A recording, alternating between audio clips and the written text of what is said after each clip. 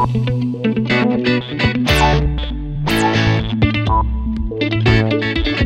hindi ako sumunod sa plano ninyo, hindi sana nangyari kay Cynthia. Hindi ko kagustuhan yung Don Miguel. Kahit ano ba sabihin mo, kahit ano paliwanag mo, kapag may masama nangyayari sa kanya, may pananagutan ka! Paging Inspector Cuevo. You have a telephone call. Please proceed to the nurse's station. Excuse me, ho. Sasama ako, anak. Miss, ako si Inspector Cuevo. Ito ho. Hello? Alex! Alex!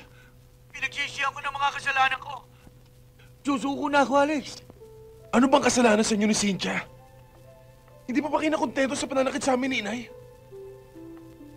Tay, bakit to siya dinamay? Wala siyang kasalanan. Wala na ba kayong konsensya? Alex, patawarin mo na ako. Pero gusto ko na sumuko. Ayoko lang doon sa mga pulis na kasamahan mo eh. Wala akong tiwala dyan eh. Gusto ko ikaw na kumuha sa akin dito. Nandito ako sa number 10. Carrion Street, dito Santa Ana. Gusto kong makausap ang itay mo. Amador? Salud! Pakiusapan mo naman ang anak mo si Alex. Oh. Sabi mo kunin niya na ako rito. Oh, mag-ingat ka dyan. Huwag kang aalis dyan. Huwag kang mag-alala. Darating siya. Oh.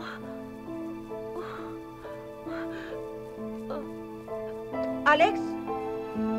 Alex!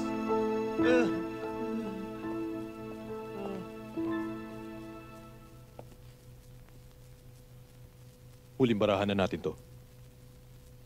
Kapag nabokya pa tayo, baka bukas makalawa, ay nakasando, karsunsilyo at sinelas na lang ako.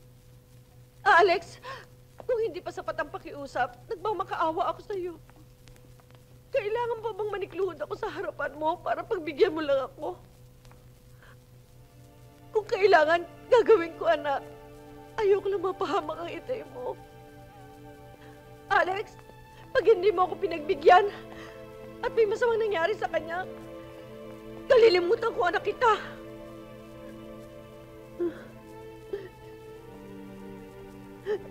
Kung yan ang hinihingi niyong kapalit sa buhay na binigay niyo sa akin, gagawin ko.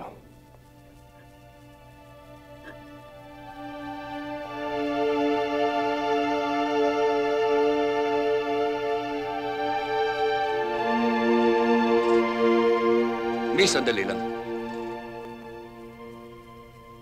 Cynthia, anak.